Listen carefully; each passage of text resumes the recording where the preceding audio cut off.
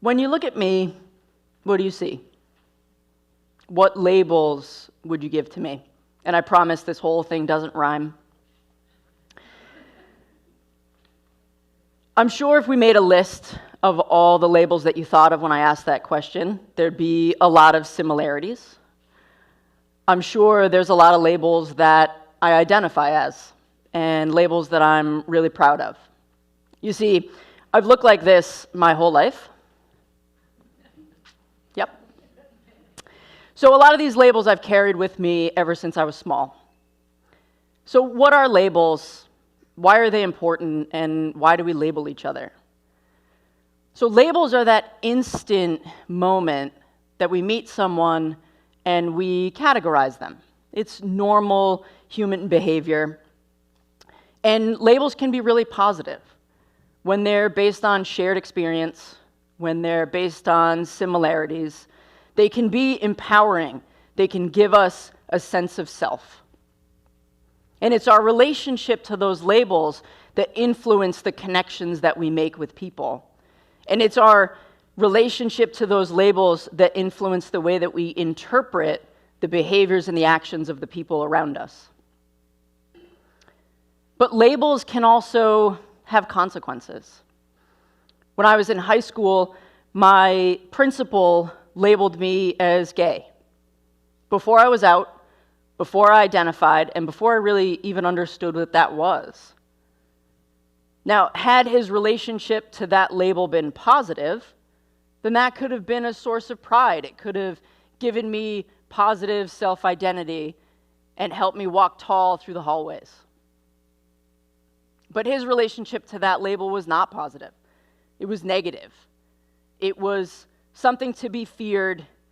It was a blemish on his school. And he actually threatened to expel me. Even though I was an A student and I was a star athlete representing his school. So labels can have consequences. One label that I'm very proud of is I am a clinical recreation therapist and have been for over 25 years. And I've specialized in working with teens and kids who present with challenging behaviors. Behaviors that can range from tantrums and disruptive behavior all the way through verbally aggressive, physically aggressive, and violent behavior. And I tended to work with the kids on this end of the spectrum. And a lot of those kids would get some pretty consequential labels. Labels like aggressive or dangerous. And so I've seen the impact that those labels can have on the trajectory of one's life. And I've devoted my professional career to improving the way that we see these particular kids, to improving the care that we provide and the treatment that they receive. So think about it like this. Imagine being labeled as attention-seeking as a young person. What that label does is it forces caregivers to contemplate withholding attention in the hopes of seeing improved behavior. But attention is one of those most basic human needs. So what message does it send if we withhold attention? Imagine being labeled as dangerous, especially as a teenager. A lot of residential treatment centers won't accept dangerous teens because they're difficult to manage. A lot of foster parents and prospective adoptive parents won't accept dangerous teens, especially if they have other kids in their care, which reduces or even eliminates opportunities for care, security, stability, attachment, and most importantly, love. So labels can have serious consequences. Labels force us to see the behavior in front of us. It forces our attention only to what we see. But behavior tells a story. Behavior offers a window into what's going on inside a person.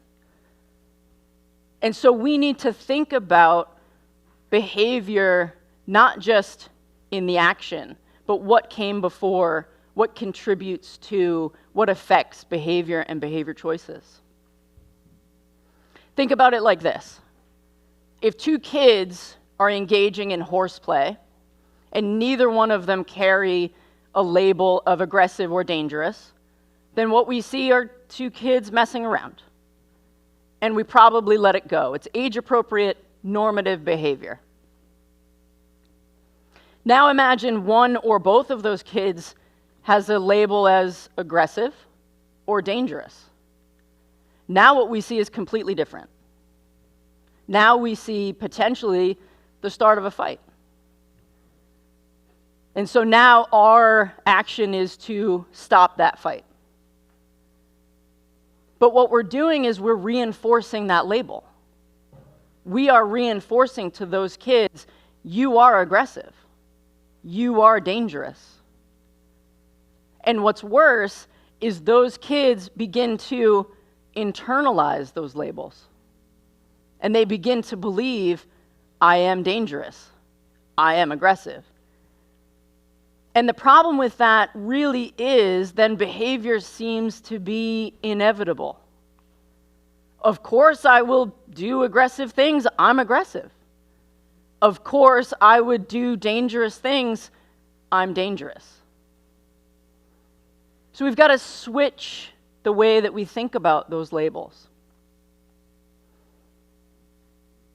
Think about your own behavior.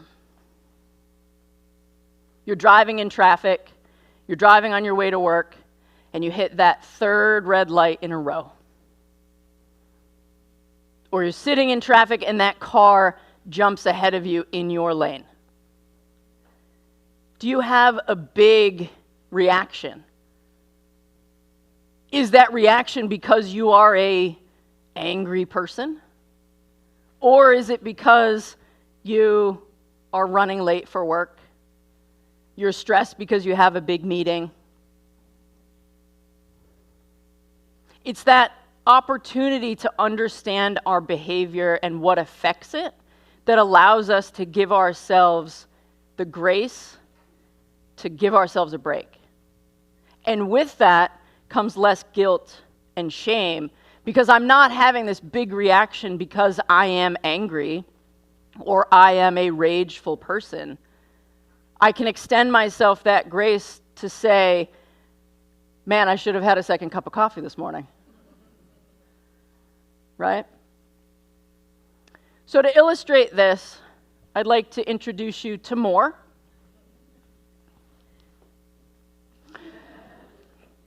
So Moore is a 17-year-old who has a history of trauma, abuse, neglect, has suffered with food security issues, and presents with challenging behaviors.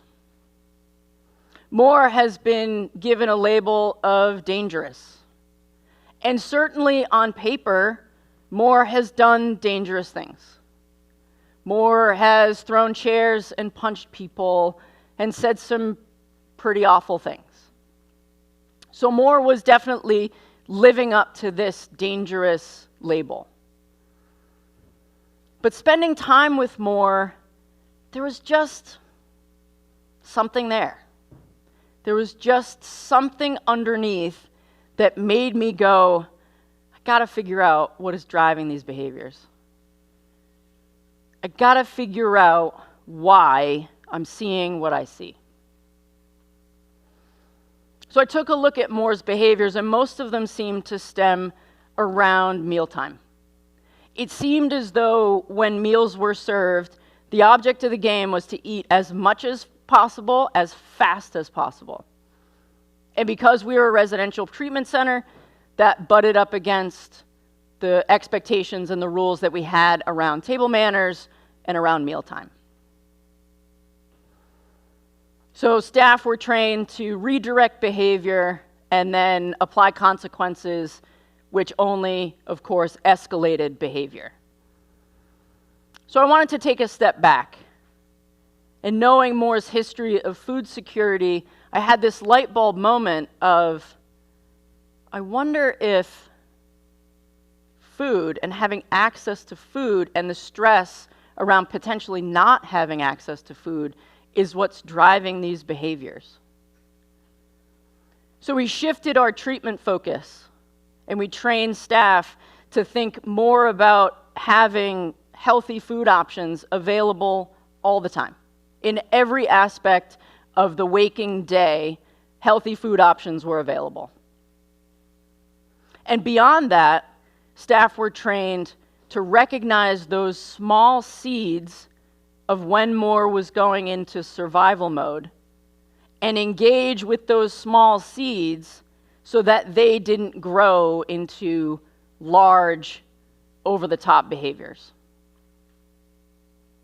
And what we saw was more began to understand that food was available all the time. So that stress and anxiety and energy that more was putting towards securing food could be shifted to more positive behaviors. And more began to connect what was going on inside their body to understand when those small seeds of survival mode were present, that more had some agency and control over behavior choices. That more didn't have to be dangerous anymore. And more became an empowered part of the treatment system. Empowerment is magical. Empowered kids and teens are resilient. They bounce back from challenges, and resiliency is the key for long-term success. Empowered kids and teens are collaborative. They want to face problems together, and they want solutions to be us solutions. And most importantly, empowered kids and teens have a positive self-identity. They see themselves as worthy. And isn't that the best label that we could give to someone? So, sounds easy. Half hour tops, get it all done. But how do we do it? Well, first, we get curious. We ask questions, and not only do we listen to the answers, but we validate the experience of the person sitting across from us. We get proactive versus reactive. We engage with those small seeds so that they don't grow into something problematic. We get comfortable being uncomfortable. So often the person sitting across from us is sharing that they are struggling with something, that they experience a problem that they need to help solve, and all we want to do is solve it for them. If you would just listen to the words of wisdom that I impart on you, all of this would go away. Except so often what they just want is someone to listen, someone to be present, someone to be safe, and someone to validate their experience. And most importantly, we need to be non-judgmental. We truly have to believe that the person across from us is doing the best they can in the moment that they're in, with the resources that they have, and that no one wakes up in the morning and goes, man, I wonder how many people I can piss off today. So to close us out, I'd like to go back to Moore's story. So Moore becomes an empowered part of the treatment process, has agency and control over behaviors, and we see huge improvements in positive behaviors, and negative behaviors almost go down to zero. So much so that Moore was able to try out for and make the soccer team for the first time ever. And this was a huge goal for Moore. And I was the coach of that team, and so I was giving out uniforms the day before our first game, and I handed Moore the uniform, and Moore took that uniform and just stared at it. And so I watched, and I waited, and Moore held that uniform tight.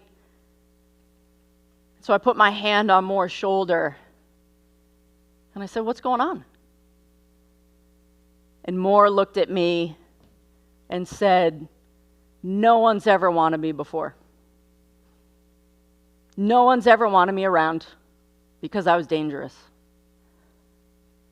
But you do, and my team does, because now they know that I don't have to be dangerous, that I can be safe. And I know that I'm not dangerous. And I know that I finally have the tools to keep myself safe. And that is empowerment through understanding." Thank you.